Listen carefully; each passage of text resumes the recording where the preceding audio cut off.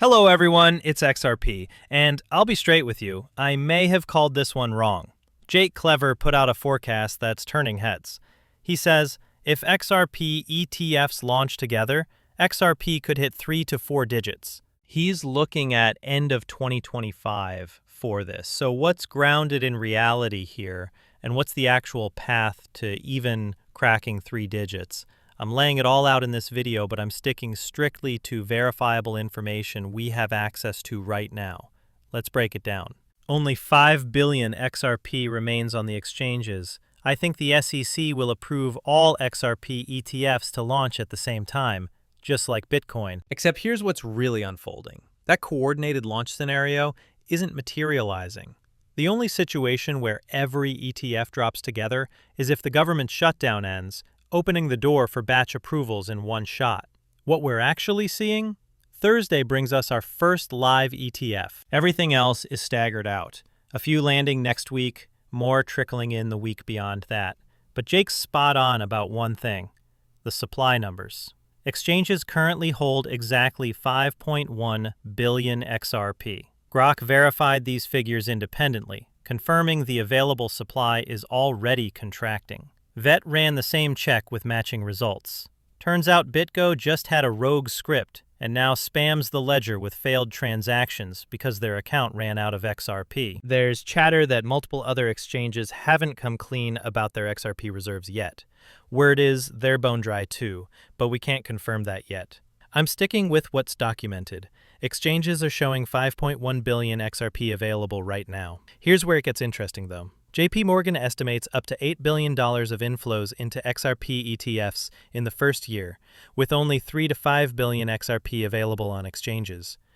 This could trigger a supply shock, pushing prices far beyond current levels, depending on how quickly capital enters XRP. Could realistically reach $20 to $100 plus as limited supply meets strong institutional demand.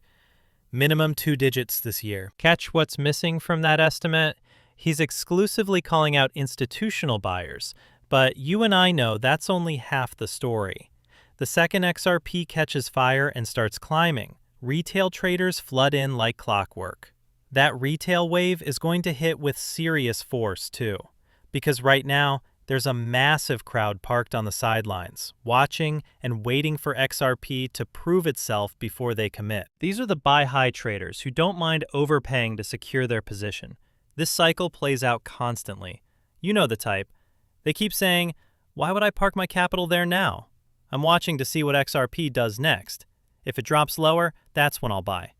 Then XRP explodes upward, and panic sets in. Suddenly, everybody's scrambling to grab this coin because the thought of sitting out the rally becomes unbearable. And Grok is here and he confirms it. Yes. Spot XRP ETFs are required to hold the actual XRP asset, the underlying cryptocurrency, to provide direct exposure to its spot price. This is a core feature of spot ETFs in general, distinguishing them from futures-based or leveraged XRP ETFs, which use derivatives like contracts and do not hold XRP directly. Okay, so think about it like this. When these spot ETFs launch, they can't just wave a magic wand and say they've got XRP exposure. Nope, they've got to actually go buy it, stack it up in their vaults. That's the whole point. People were throwing around, but hey, we already have a futures ETF. Yeah, and that's like owning a photo of a pizza instead of the actual pizza. Futures are just bets on where the price goes. They never touch real XRP. Spot ETFs walk into the market and gobble up actual tokens, pulling supply right off the table. That's what drives price action.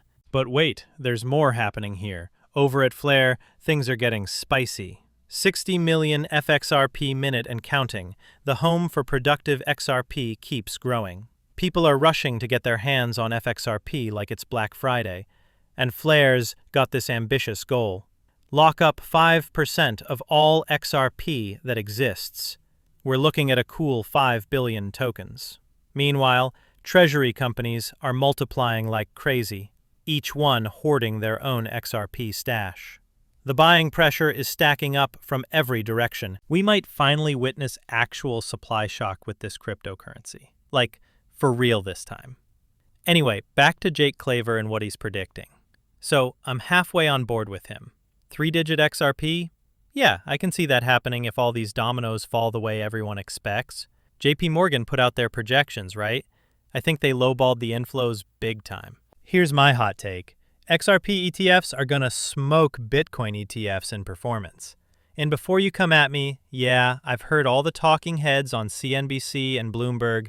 Every Bitcoin maxi out there swears up and down that Bitcoin ETF numbers are untouchable. Nobody's going to come close. I'm calling it now. They're dead wrong.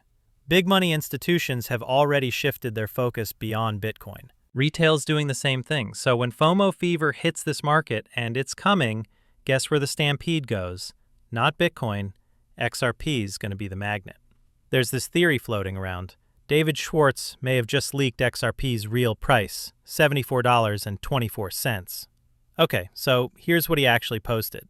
I am deeply and $74.24 in debt to Hugo Weaving Agent Smith from The Matrix for recording my new voicemail greeting. Look, David drops breadcrumbs like this all the time. He loves his riddles and cryptic posts.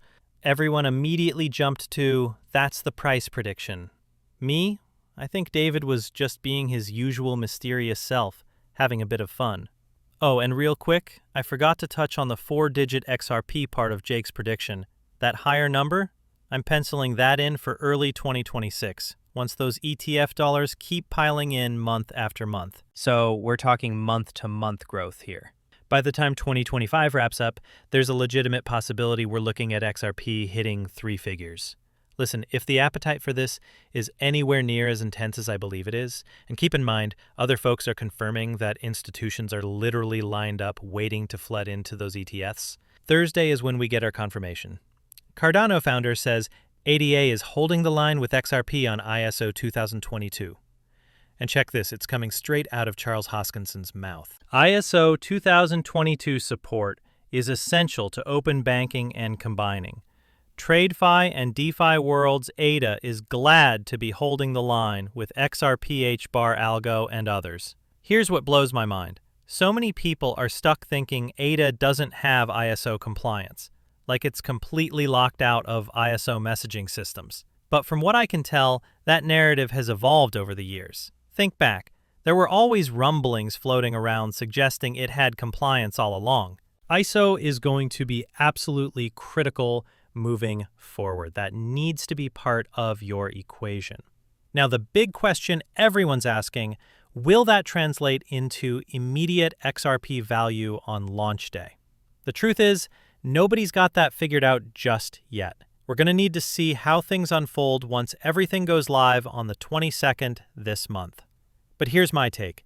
Even if we don't see explosive growth right out of the gate, I genuinely believe we're going to watch that value climb steadily month to month as adoption picks up and more people integrate crypto into ISO messaging systems. DBS Bank plus Ripple. All right, so DBS being a Ripple partner isn't news to us. What's interesting is JP Morgan teaming up with DBS to create this tokenization framework for interbank deposits. And I'm sitting here not even remotely surprised. Because remember what JP Morgan put out there? Ripple and XRP are poised for significant adoption if they can beat the SEC in court, which tells me JP Morgan is quietly getting cozy with XRP behind the scenes. Here's the catch, though, with JP Morgan. They're desperately clinging to the old ways for as long as possible. They want to squeeze every last drop out of the system we're stuck with today because it's a gold mine for them. Just consider all those insane charges slapped onto every international transfer right now, combined with that absurd 3 to 5 day window where your funds are basically trapped, floating in those Nostro Vostro accounts. There's going to come a moment when these banks realize they need that liquidity freed up immediately, and boom! That's when RippleNet and XRP suddenly become their best friends. Initially, we're going to watch the stablecoin craze take center stage because that's where all the buzz is concentrated right now. But give it time and the conversation will flip entirely to actual cryptocurrencies. And banks are going to start rolling out crypto offerings like it's no big deal to their customers because they're not going to miss out on this. They're going to find ways to make money off of this. So check this out. Stablecoins on exchanges are already paying 4% interest. Your neighborhood bank, They might toss you 3% or 2% if you're walking in fresh. Anyone who's never touched crypto before is going to think that's incredible. Why? Because right now they're getting pennies, literally under 1%, sitting in their regular accounts doing nothing. The moment banks flip the switch and advertise 2% or 3%, people are sprinting through those doors. Doesn't matter if it's tied to crypto. And imagine banks announce, let us manage these digital currencies for you. We'll deliver 10% growth year after year. The response? Absolute madness. People will rush in. Here's what blows my mind, though. Most everyday people are completely blind to how wild crypto actually moves. We're talking your initial investment multiplying by 10, by 20, by 30, sometimes hitting 40 times in what seems like no time at all. So banks wave that 10% in front of everyone, customers grab it happily, and behind the scenes, banks are scooping up everything else when the market goes ballistic. They're making an absolute killing while their customers are celebrating what's honestly pretty small potatoes at 10%. But banks are going to discover tons of creative angles to profit from crypto. Look, I'm just throwing possibilities at you about how they might cash in. By diving into crypto, banks don't really have wiggle room anymore. They're basically forced to adapt. This isn't some trend that's fading away. There was actually a period when people swore up and down that crypto would collapse and vanish into thin air. But that ship has sailed. It's locked in permanently now. It's literally embedded in America's economic infrastructure at this point. Trump is accelerating crypto initiatives like crazy. Multiple prominent politicians are doing the exact same thing, finally connecting traditional banking systems with this digital revolution. The hostile regulatory environment? Completely finished. Gary Gensler's gone from the equation now. Every effort is now centered on making America the dominant global force in cryptocurrency. Banks either hop on this moving train or get stranded at the platform, watching everyone else speed away. And here's what makes this exciting for us. This entire wave of change benefits XRP holders directly, because our payday is coming when everything aligns. But while we're in this waiting period, maintain your patience and hold on to that optimistic mindset. All right, I'm wrapping things up right here. Really appreciate you watching this. I'll catch you in the next upload.